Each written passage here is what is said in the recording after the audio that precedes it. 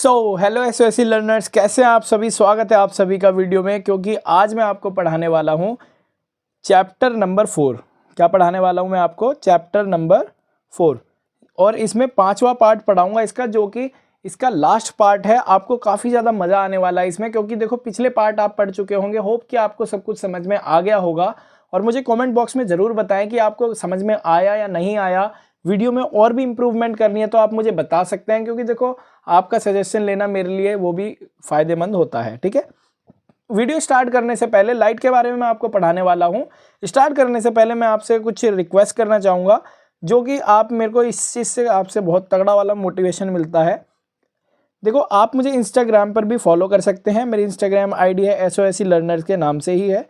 ठीक है, और आप मुझे मेरे अनदर चैनल को भी सब्सक्राइब कर सकते हैं, जिसका नाम कुणाल सर 96 है। तो आइए स्टार्ट करते हैं टॉपिक को। टॉपिक हमारा क्या है? लाइट। तो लाइट को आप देखिए किस चीज़ से डिफाइन करेंगे। अगर मैं यहाँ आपसे एक नॉर्मल भाषा में लाइट की बात करूँ तो आप लाइट को क्या कहेंगे, है ना? जो भी मतलब कि हम the object which help us to see the object, है ना? मतलब कि कोई भी द ऑब्जेक्ट नहीं, रिसोर्स, मतलब कि ऐसा रिसोर्स जो कि हमें किसी भी ऑब्जेक्ट को देखने के लिए मदद करे। सिंपल, जो हमारे घर में लाइट जलती है वो एक लाइट है। बिल्कुल बाकायदा, आपकी बात सही है। सूरज से आने वाली किरणें ये भी लाइट है। ठीक है, अब देखो यहाँ पर क्या है, यहाँ सिंपल, अब देखो डेफिनेशन में क्या है, light is the form of energy. Light एक क्या है? एक एनर्जी की फॉर्म है। ये वाली बात आपको पता लग गई होगी। चलो, एनर्जी से याद आया, आप मुझे कमेंट बॉक्स में बताइए कि एनर्जी की एसआई यूनिट क्या होती है। ठीक है, अब देखिए यहाँ पर क्या है, the energy from the sun, lamp etcetera that allows us to see the things. यहाँ पर क्या बोला गया है कि जो भी एनर्जी होती है जो सन से, लैम्प से, किसी से भी आती है और हमें अलाउ करती है किसी भी ऑब्जेक्ट को देखने के लिए, बस उसे ही कह देते हैं लाइट। ठीक है, मतलब लाइट क्या है? देखने में मदद करती है। तो इसके बारे में देखो हमारा, चलो ठीक है, लाइट देखने में मदद करती है, लेकिन इसके बारे में और डिफाइन से हम पढ़ेंगे। ठीक है, पूरा डीपली हम पढ़ेंगे, इसको अच्छे से पढ़ेंगे, तो ध्यान से पढ़ना एकदम। देखो, नेचर ऑफ द लाइट, अगर नेचर की बात की जाए लाइट की, तो इसके दो टाइप के नेचर होते हैं। सिंपल, एक तो होता है पार्टिकल नेचर, दूसरा होता है वेव नेचर। पार्टिकल नेचर मतलब आपने पता है क्या, मतलब जो लाइट होती है उसमें पार्टिकल्स भी होते हैं। क्या होते हैं? और वेव भी होती हैं। क्या होती हैं? वेव भी होती हैं। ठीक है, बात आपको समझ में आ गई होगी। और देखो, पार्टिकल नेचर को फोटोन बोलते हैं और वेव नेचर को क्या बोलते हैं? मीडियम बोलते हैं। बेटा, आपके लिए बहुत ही आसान करके नोट्स बना रखे हैं, बस कॉपी पेन लेके धड़ाधड़ नोट करने लग जाओ। जैसे एग्जाम है उठा के पढ़ लेना या वीडियो देख लेना कुणाल सर की। अब देखो क्या प्रॉपर्टीज ऑफ लाइट। अब बात की जाए लाइट की प्रॉपर्टीज की। अब क्या है? Light travels in the straight line. Light कहाँ ट्रेवल करती है? स्ट्रेट लाइन में ट्रेवल करती है। प्रॉपर्टीज की बात करते हैं हम। लाइट स्ट्रेट लाइन में ट्रेवल करती है। इसके अंदर रिफ्लेक्शन, रिफ्रैक्शन एंड एब्जॉर्प्शन होता है। क्या होता है? Reflection, refraction and absorption. चलो यहाँ शॉर्ट में आपको समझाता हूँ रिफ्लेक्शन, रिफ्रैक्शन और एब्जॉर्प्शन होता क्या है। देखो, रिफ्लेक्शन, अब मान लीजिए कोई भी एक प्लेन मिरर है। ठीक है, मैंने क्या किया, इस प्लेन मिरर पर एक लाइट यहाँ से भेजी। ठीक है, ये जो लाइट आ रही है ना, इसको मैं बोलूँगा इंसिडेंट रे। क्या बोलूँगा मैं इसको? इंसिडेंट रे बोलूँगा। ठीक है, अब जो मैं यहाँ से दूसरी लाइट, यहाँ से ये जो रिफ्लेक्ट होकर के निकल रही है ना, मतलब ये जो दूसरी लाइट, भाई देखो आपने ऐसा अपने बचपन में भी किया होगा कि एक शीशा लेकर के सूरज के आगे किया होगा और फिर उससे एक अलग से लाइट निकलती है ना, दैट इज कॉल्ड रिफ्लेक्शन। ठीक है, ये वाली बात आपको समझ में आ गई होगी। यहाँ से जो लाइट आई है और इधर से जा रही है, इस फिनोमिना को क्या बोलेंगे? रिफ्लेक्शन बोलेंगे। ये वाली बात आपको समझ में आई। हिंदी में बोलते हैं इसको परावर्तन बोलते हैं, है ना। देखो, ये जो है ये इंसिडेंट रे हो गई और ये हो गई हमारी रिफ्लेक्टेड रे। और यहाँ पर बीच में होती है एक नॉर्मल। क्या होती है? नॉर्मल, विच इज, इसके अंदर दो एंगल बनते हैं जो कि बिल्कुल इक्वल होते हैं। दोज आर कॉल्ड, ये वाला एंगल आई है और ये वाला एंगल आर है। ये वाली बात आपको समझ में आ गई होगी। रिफ्लेक्शन क्या होता है? रिफ्रैक्शन, देखो सिंपल सी भाषा में बेंडिंग, किसी भी मीडियम में जाकर के, है ना, लाइट क्या हो जाए? बेंड हो जाए। जैसे ये मैंने डेंसर मीडियम बना दिया। ठीक है, डेंसर। अब इसमें क्या किया, मैंने एक लाइट डाली ऐसे करके। ठीक है, सॉरी, मैंने इस तरीके से एक लाइट डाली, तो ये क्या होगी? थोड़ी सी मुड़ जाएगी। क्या हो जाएगी? मुड़ जाएगी। ठीक है, मुड़ गई है। तो यहाँ पर क्या हुआ, ये नॉर्मल की तरफ गई है। भाई देखो, ये जो बीच में नॉर्मल है ना, यहाँ पर नॉर्मल बनेगी तो इसकी तरफ बढ़ रही है। डेंसर मीडियम में क्या होती है? नॉर्मल की तरफ लाइट बढ़ती है ना, अट्रैक्ट होती है। अब देखो यहाँ पर क्या है, ये बेंडिंग, यहाँ जो ये बेंडिंग पॉइंट है ना, this is called reflection, sorry refraction. मतलब जहां पर लाइट बेंड हो जाए that there is refraction. Refraction कहाँ कहाँ होता है? देखो आप पानी में देखो, स्विमिंग पूल में देखोगे ना, गहरा स्विमिंग पूल होगा लेकिन आपको ऊपर को दिखाई देगा swimming pool, that is called refraction. ठीक है, अगर आप पानी में क्या करोगे, पेंसिल को डालोगे तो वो टेढ़ी दिखाई देगी आपको, क्या करेगी, टेढ़ी दिखाई देगी, है ना। तो और देखिए रिफ्रैक्शन जो हमें सूरज दिखता है, ये भी क्या हो गया, रिफ्रैक्शन हो गया। और रिफ्रैक्शन की वजह से ही हमारे तारे टिमटिमाते हैं। ठीक है, बहुत से एग्जाम्पल्स है, थाउजेंड्स ऑफ एग्जाम्पल हैं इसके। ठीक है, अब देखिए अगला क्या है इसमें, एब्जॉर्प्शन। किसी कपड़े पर अगर लाइट मारोगे तो एब्जॉर्ब करेगा लाइट को। अब देखो स्पीड ऑफ द लाइट कितनी होती है, 3 लाख किलोमीटर पर सेकेंड। समझ रहे हो आप, 3 लाख किलोमीटर पर सेकेंड, मतलब एक सेकंड में 3 लाख किलोमीटर पार। जब तो इतनी स्पीड से यहाँ पे हमने पट से लाइट जलाई और झट से वहां पे लाइट आ गई, है ना। यहाँ से खटका दबाया झट से और वहां पट से लाइट आ गई, है ना। झटपट वाला काम होता है लाइट का एकदम ही, है ना। झट से खटका दबाया और पट से लाइट आ गई। समझ में आया आपको? अब देखो यहाँ पर क्या है, light does not need any medium to travel. Light को किसी मीडियम की जरूरत नहीं होती। लाइट कहती है भैया मैं तो अकेली घूम लूंगी, मुझे ना जरूरत किसी की। ठीक है, किसी भी मीडियम की जरूरत नहीं होती। और ये वैक्यूम में भी ट्रेवल कर सकती है। किसमें? वैक्यूम में भी ट्रेवल कर सकती है। अब वैक्यूम से मुझे याद आया कि मुझे बताइए कि वैक्यूम में कौन ट्रेवल नहीं कर सकता, है ना। कौन ट्रेवल नहीं कर सकता मुझे बताइएगा, ठीक है, कमेंट बॉक्स में। देखते हैं कौन कौन बच्चा बताता है। और बेटा टाइम लिख करके भेजा करो, ठीक है।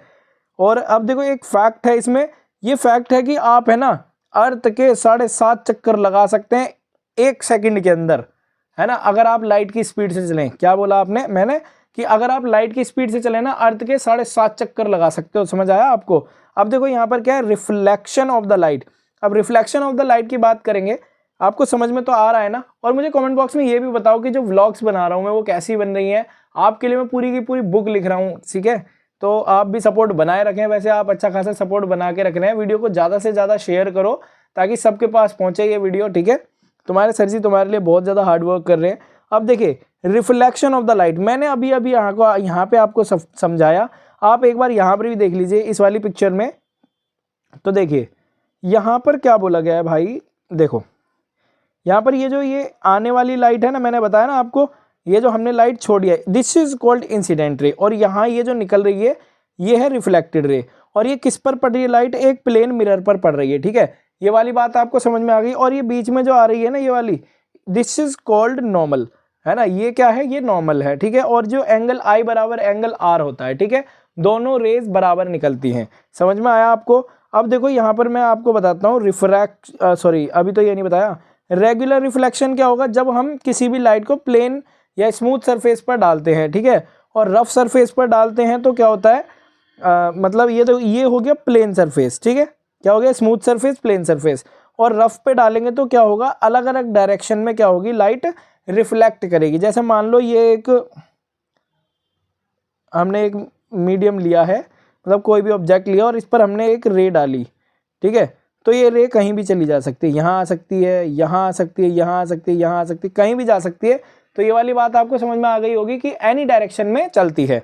अब देखिए यहाँ पर क्या है, रिफ्रैक्शन और हाँ, रिफ्रैक्शन क्या होता है भाई, ये तो काफ़ी ज़्यादा इंपॉर्टेंट टॉपिक है। Refraction, bending of the light, अभी बताया था ना मैंने आपको, bending of light is called refraction, ठीक है। लाइट का मुड़ना क्या कहलाता है, रिफ्रैक्शन। मान लीजिए ये मैंने कोई एक मीडियम बनाया, डेंसर मीडियम, तो यहाँ पर मैंने एक लाइट दी और वो इस तरीके से मुड़ी, ठीक है, and this is called refraction. ये जो मुड़ना है ना लाइट का, इसको हम क्या बोलते हैं बेटा, रिफ्रैक्शन बोलते हैं। ये वाली बात समझ में आ गई आपको? देखो the phenomena of change in the direction of beam, क्या है, बीम मतलब लाइट, जो हम रे दे रहे हैं, beam direction of beam of the light, मतलब change in direction of beam of the light as passes from one medium to another, मतलब एक मीडियम से दूसरे मीडियम में। अब देखो ये एक तो ये बाहर एयर वाला मीडियम हो गया और ये अनदर मीडियम हो गया अंदर वाला, ठीक है। तो यहाँ पर क्या होगा, रिफ्रैक्शन होगा लाइट का। क्या होगा बेटा, रिफ्रैक्शन होगा, लाइट मुड़ेगी यहाँ से। अब क्या है, this is called refraction of light. अब क्या, देखो when light enters denser medium, जब लाइट, मैं आपको इतनी देर से क्या समझा रहा हूँ चिल्ला चिल्ला के, यहाँ पर देखो ये डेंसर मीडियम है, डेंसर मीडियम है, डेंसर मीडियम है, ये डेंसर मीडियम है, मतलब कि मोटा मीडियम है। तो denser medium from rare medium, rare medium क्या हो गया, मान लो ये जो एयर है यहाँ पर है ना, ये एयर में से कहाँ डेंसर मीडियम, ये एयर मीडियम और ये वाला क्या हो गया डेंसर मीडियम, ठीक है, ये एयर मीडियम हो गया, ये denser medium, rare medium, air को रेयर है ना, मतलब हमारा जो एयर है उसे रेयर मीडियम बोलेंगे। अब क्या है बेंड टुवर्ड्स द नॉर्मल, यहाँ पर क्या बोला है जैसे ही, अब बेटा इस चीज़ को ध्यान से समझ लेना, मैं आपसे क्या कहने वाला हूँ, मैं ज़रा इस इमेज को थोड़ा बड़ा करता हूँ पहले, ठीक है, देखो यहाँ पर, अब देखो इसमें क्या बोला, यहाँ पर जो भी हमारी ये रेयर मीडियम है, क्या है बेटा ये हमारा है, ये रेयर मीडियम है, ठीक है, ये वाला रेयर मीडियम, जैसे यहाँ से लाइट आएगी तो ये क्या होगी इस तरीके से, ये जो सॉरी यार ये ब्लैक कलर में हो रखा है यहाँ पर, ये लाइट है ये वाली, ये जो आ रही है ये वाइट कलर में दिखिए आपको, ये जब इस तरीके से यहाँ से इंसिडेंट रे आएगी ना तो ये यहाँ से रिफ्रैक्ट होने लग जाएगी, ये रिफ्रैक्टेड रे है, और देखो ये जानी तो यहाँ चाहिए थी, है ना भाई, इस जगह पर जानी चाहिए थी, नहीं जानी चाहिए थी यहाँ पर, लेकिन यहाँ ना जा करके ये कहाँ हो रही है अट्रैक्ट, किधर की तरफ, नॉर्मल की तरफ, है ना, सॉरी हाँ नॉर्मल की तरफ हो रही है ना, देखो ये वाली लाइन है जो ये वाली, ये कहाँ है नॉर्मल की तरफ अट्रैक्ट हो रही है, तो मतलब क्या है डेंसर मीडियम में कहते हैं नॉर्मल की तरफ रिफ्रैक्ट अट्रैक्ट होती है, और रेयर मीडियम में कहते हैं नॉर्मल से दूर भागती है, समझ में आया आपको, है ना, तो यही होगा। अब देखिए यहाँ पर अब आगे क्या है, refraction of the light, we see this effect of refraction in our daily life, हमारी डेली लाइफ में इसके मतलब कहाँ यूज है, देखो bottom of the pond appears to be raised, मतलब जो पॉन्ड होता है, जो झील होता है, उसका बॉटम जो होता है ना, मतलब मान लो आपने यहाँ पर, अरे यार बॉटम इस ये क्या, आपने एक बाल्टी ली, बाल्टी में जब पानी भरा हुआ होगा ना, क्या होगा बेटा, जब पानी भरा हुआ होगा इस तरीके से, तो आप देखोगे कि ये जो बॉटम है ना आपको यहाँ दिखाई देने लग जाएगा, ठीक है, तो ये ऊपर को दिखाई देने लग जाता है, ये तो ये किस वजह से हो रहा है, बेंडिंग ऑफ द लाइट, है ना, यहाँ पर क्या हो रहा है, ये हमें ऊपर दिखाई दे रहा है। अब क्या, it appears depth in less than the real depth, ठीक है। अब देखो on refraction through a prism, अब जब हम रिफ्रैक्शन करवाते हैं प्रिज्म में, the white light splits up into 7 colours of rainbow, मतलब कि जब हम किसी प्रिज्म में, अब देखो प्रिज्म बनाता हूँ मैं यहाँ पर, जब प्रिज्म में हम वाइट लाइट को निकालते हैं, देखो ये प्रिज्म है,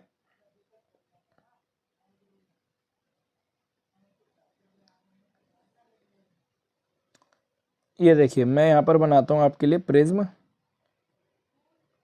ठीक है,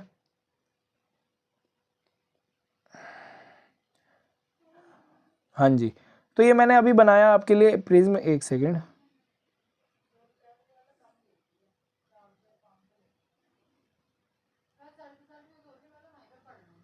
हाँ जी, अब ज़रा देखो मैंने यहाँ पर क्या किया, ये एक बनाया है प्रिज्म, कुछ थोड़ा उभरा हुआ होता है ये, है ना, ऐसे करके, तो अब क्या होगा, जैसे ही मैं इसमें वाइट लाइट डालूंगा, तो क्या बोला मैं आपसे, यहाँ पर जैसे ही वाइट लाइट आएगी ना इस तरीके से, है ना, वो क्या होगी इस तरीके से बेंड होने लग जाएगी, ठीक है, बेंड होकर के फिर बाहर निकलेगी ना, जैसे ये यूं करके तो ये निकलेगी आपके जो रेनबो के कलर होते हैं ना अलग अलग, उन कलर्स में ये इस तरीके से निकलेगी। तो यहाँ पर क्या हुआ, यहाँ भी हुआ रिफ्रैक्शन, ये भी बात आपको समझ में आ गई होगी। अब देखो यहाँ पर है कलर ऑफ रेनबो, अब क्या कलर ऑफ रेनबो क्या होता है, विबग्योर होते हैं, ठीक है, विबग्योर आपको पता है, देखो मैं आपको बता देता हूँ, जो V4 होता है violet, I for indigo, B for blue, G for grape बोल रहा हूँ मैं, G for green, Y for yellow, O for orange और R फॉर रेड, ये कलर होते हैं, ठीक है। अब देखो यहाँ पर क्या है, रेनबो, अगर रेनबो की बात की जाए, rainbow are formed by sunlight falling on water droplet, water drops, मतलब कि क्या हुआ, जो वाटर ड्रॉप होती है, मतलब क्या है, वाटर ड्रॉप में क्या होता है, इसके अंदर ना जैसे ही सनलाइट आती है तो ये क्या करता है, रिफ्रैक्शन करता है ये जब, और रिफ्रैक्शन करने के बाद ये ना रिफ्लेक्ट करता है इस लाइट को, तो इंटरनल रिफ्लेक्शन बोलते हैं इसको, तब जाकर के रेनबो बनता है। देखो जैसे यहाँ पर है, ये एक वाइट लाइट आ रही है, वाइट लाइट अंदर आने के बाद ये कलर्स में चेंज हो रही है, देखो यहाँ पर 7 कलर्स में, और लाल कलर क्यों दिखाई देता है, क्योंकि इसकी वेवलेंथ ज़्यादा होती है, ठीक है। और अच्छा मुझे बताइए वॉयलेट कलर क्यों नहीं दिखाई देता, अगर लाल कलर दिखाई दे, लाल कलर का रीज़न है उसकी वेवलेंथ ज़्यादा होती है, तो वॉयलेट कलर क्यों दिखाई नहीं देता। अब देखो रिफ्रैक्शन, सॉरी एन लगाने भूल गए क्या इसमें,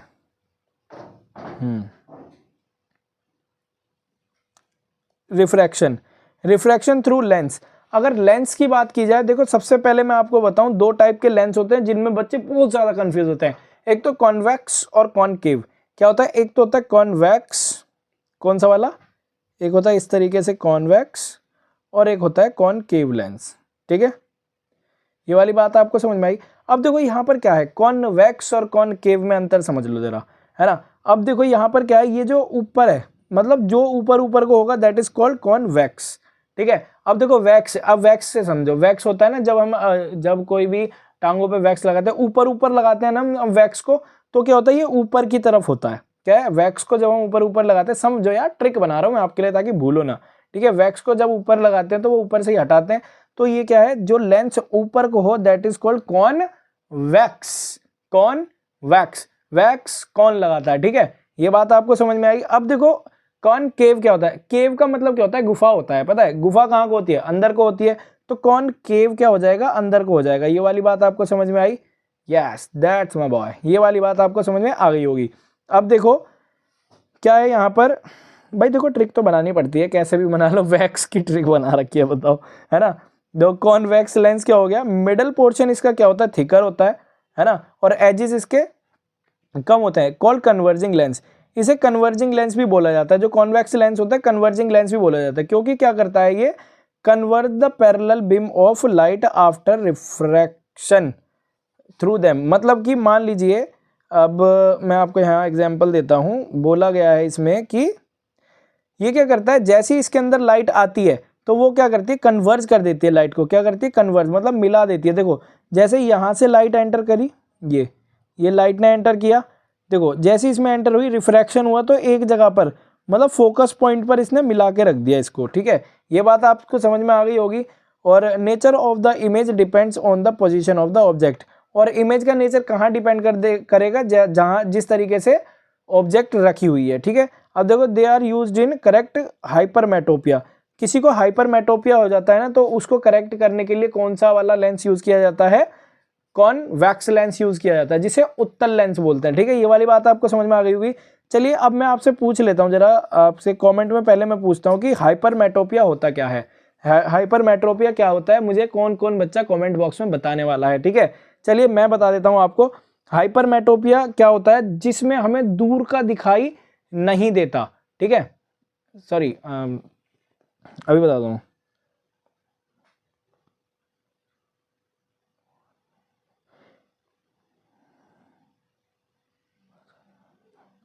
हाँ, इसमें दूर का दिखाई नहीं देता हमें। ठीक है, दूर का दिखाई नहीं देता, पास का दिखाई देता है हाइपरमेट्रोपिया में। और मायोपिया तुम्हारा हो जाएगा, एक सेकेंड, मायोपिया में हमें पास का दिखाई देता है,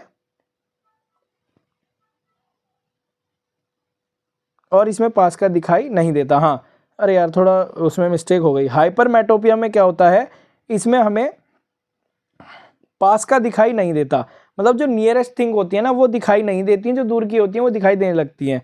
ठीक है, और इसी में यहाँ पर है मायोपिया, जिसमें कि हमें पास की चीज़ें दिखाई देती हैं, दूर की चीज़ें नहीं दिखाई दी, दूर की रखी ऑब्जेक्ट नहीं दिखाई देगी मायोपिया में, और पास की ऑब्जेक्ट हमें दिखाई देगी। ये वाली बात आपको समझ में आ गई होगी। ठीक है, अब देखो यहाँ पर आगे हमें क्या बताया गया है कि जो कॉनकेव लेंस होते हैं, कॉनकेव लेंस, इनका मिडल क्या होता है, थिकर होता है, कॉनकेव सॉरी थिनर होता है। थिनर मतलब पतला होता है, और एजेस इसके मोटे होते हैं। ठीक है, अब क्या called diverging lens. Diverging lens भी बोला जाएगा। अब मान लो ये है, ये एक यहाँ से पैरेलल बीम्स आ रही हैं, क्या आ रही हैं, पैरेलल बीम आ रही हैं, तो ये क्या करेंगी, इस तरीके से ये इसको डाइवर्ज कर देंगी, मतलब बाहर को निकाल देंगी। ये वाली बात आपको समझ में आ गई होगी अच्छे से।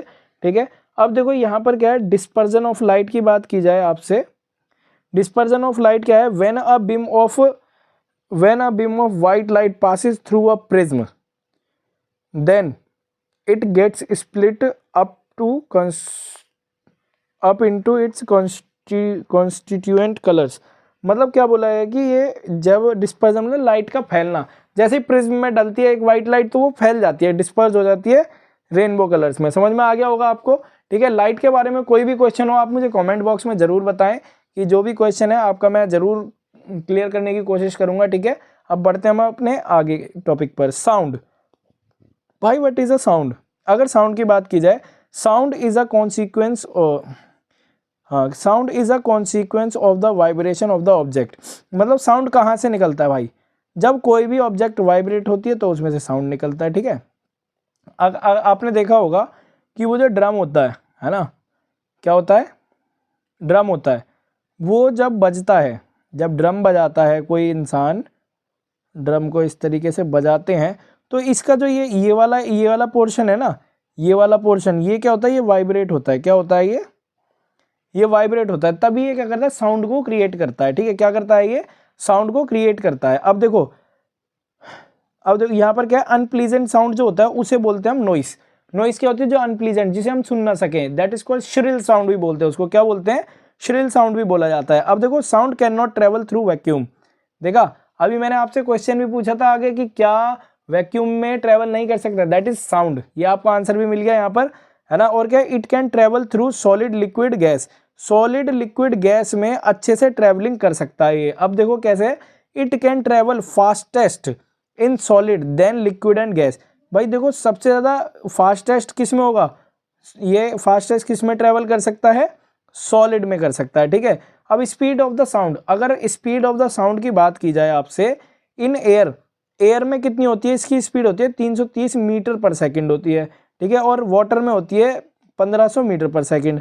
स्टील में देखो 5000 से लेके 6000 मीटर पर सेकंड तक होती है, ठीक है। मतलब स्टील में ज़्यादा ट्रेवल कर, फास्टेस्ट ट्रेवल कर सकती है। अब a normal can, a normal person, a normal ear can hear sound। मतलब जो नॉर्मल ईयर है, यहाँ पर ईयर लिखा होना चाहिए, अ नॉर्मल पर्सन या ईयर, अ नॉर्मल पर्सन और ear can hear sound of frequencies of 20 hertz to 20,000 hertz. मतलब कि 20 Hz हर्ट्ज से लेकर के हम 20,000 हर्ट्ज तक सुन सकते हैं, जो नॉर्मल हमारे कान होते हैं, ठीक है। और इसे बोलते हैं हम Audible range. Audible range of year is called sonic. क्या बोला जाता है इसको? सोनिक बोला जाता है। समझ में आया आपको? जो ऑडिबल रेंज होती है उसे क्या बोलते हैं हम? सोनिक बोलते हैं। ये वाली बात आपको समझ में आ गई होगी। अब क्या, the sound frequencies greater than 20 hertz, जो 20 हर्ट्ज से ज्यादा होती हैं उन्हें बोलते हैं अल्ट्रासोनिक, ठीक है। अल्ट्रासोनिक किन साउंड को बोलते हैं? जो कि 20 हर्ट्ज से ज्यादा होती हैं। ये वाली बात समझ में आ गई होगी। Sound of frequencies less than 20 hertz, ये 20,000 है यार, 20 नहीं, 20,000 हर्ट्ज। देखो, जो 20 हर्ट्ज से कम होती है उसे क्या बोलते हैं? इंफ्रासोनिक, है ना। चलो जल्दी जल्दी से रिवाइज करो, कमेंट बॉक्स में बताओ कि सोनिक कौन से साउंड होते हैं, है ना, और तुम्हारे अल्ट्रासोनिक, फिर इंफ्रासोनिक, ठीक है। तो ये मुझे बताइएगा। अब देखो, sound follows the law of reflection. मतलब साउंड क्या करता है? लॉ ऑफ रिफ्लेक्शन को भी फॉलो करता है। ये वाली बात तो आपको पता ही होगी, क्योंकि देखो, अगर मान लीजिए आप एक रूम में हैं, बड़े से रूम में, क्या हो, हाँ, ये क्या होगी? आपने बोला कुछ भी, तो ये वॉइस है ना, इधर टकरा करके ऐसे वापस आएगी, फिर ऐसे जाएगी, फिर ऐसे आएगी, ठीक है। मतलब कि क्या हो रहा है? ये रिफ्लेक्शन ही तो हो रहा है साउंड का, ठीक है। तो इसीलिए क्या, लॉ ऑफ रिफ्लेक्शन को भी फॉलो करता है। अब देखो, echoes are due to the reflection of sound. मतलब जब भी साउंड का रिफ्लेक्शन होता है तो क्या होता है? उसे हम इको बोलते हैं। ये वाली बात आपको समझ में आई? एको।